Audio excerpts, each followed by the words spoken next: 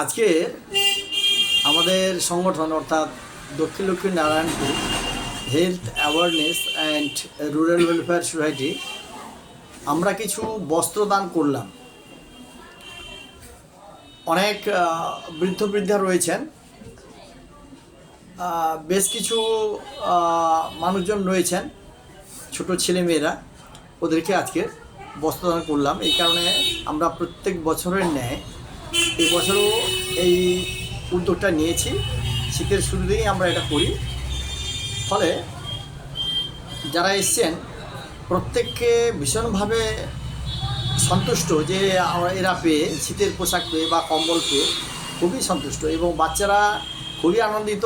ওরা pant shirt পেয়ে যে যার মতো করে নিয়েছে। তো আমরা এই উদ্যোগটাকে ধরে রেখেছি 2011 সাল থেকে।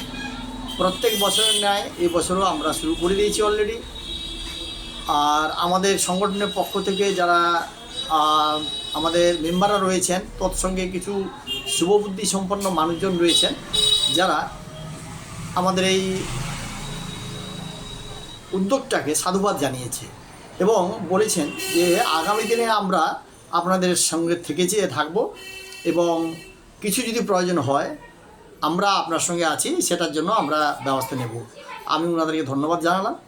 তো আগামী দিনে আপনারা যারা সমাজসেবী সংগঠন রয়েছেন, এইভাবে যদি সাধারণ দরিদ্র বৃদ্ধ বৃদ্ধাদের উপকারে আসতে পারেন বা আমরা ওদের উপকারে আসতে পারি, আপনাদের সহযোগিতার হাত যাতে আমরা পেতে পারি বা আপনাদের আশীর্বাদ পেতে পারেন ওনারা, সেই কারণে আপনাদের কাছেও অনুরোধ, আপনারাও সচেষ্ট হবেন এবং যদি এইভাবে একটা উদ্যোগ নিয়ে আমরা কিছু করতে পারি সাধারণ মানুষের স্বার্থে, তো আগামী দিনে মনে হয় আমরা ভালোভাবে ওনাদের সঙ্গে থাকবো কিংবা ওনাদের একটা সহযোগিতার হাত বাড়াবো।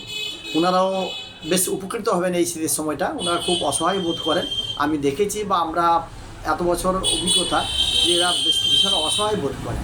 সেই কারণে আমাদের দায়িত্ব বা কর্তব্য কিছু করা, হয়তো সার্বিকভাবে বেশি কিছু করতে পারবো না, তো কিছু আমরা যদি করে দেখাতে পারি, এটা করতে পারি, দেখানো নয়, করতে পারি, এটা হচ্ছে আমাদের বড় পাওয়া, আপনাদেরও বড় পাওয়া। ধন্যবাদ, আপনারা সবাই ভালো থাকবেন। আর আজকে যারা কম্বল গ্রহণ করলেন, জামা প্যান্ট নিলেন, আপনারাও ভালো থাকবেন, সুস্থ থাকবেন। আপনার সঙ্গে যোগাযোগ রেখে আমরা পরপর এগিয়ে যাব। ধন্যবাদ।